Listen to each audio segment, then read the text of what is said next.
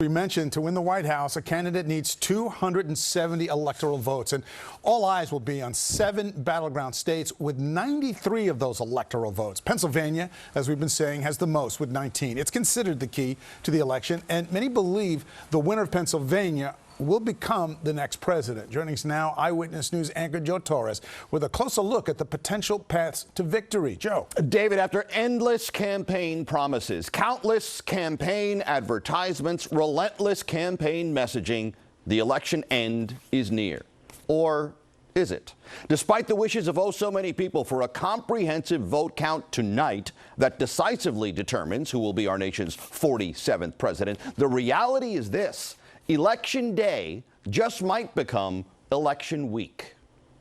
When it comes to the speed and timing of Election Day results, former President Donald Trump has made his position crystal clear. And you'll have your answer as to who won and who lost by 10 o'clock in the evening. But at that hour, people on the West Coast are still voting. For example, the polls in Arizona, one of the 7 key swing states that will likely determine the outcome of the election, don't close until 11 p.m. East Coast time.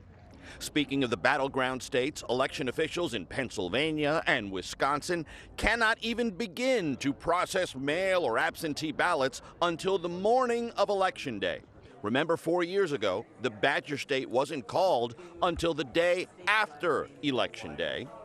Both candidates spent the final day of their campaign rallying voters in Pennsylvania. We are not going back because ours is a fight for the future. The vice president and the former president understand the Keystone State's 19 electoral votes could pave the way to victory in this super tight race.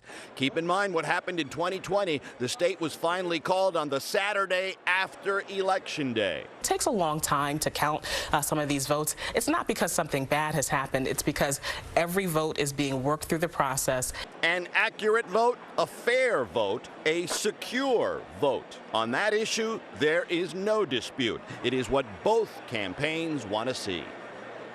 Now, as for any early signs that might indicate how election night will unfold, analysts say results could come in rather quickly in North Carolina and Georgia. Maybe not the final results, but the first returns might provide a small sense of what lies ahead. Liz?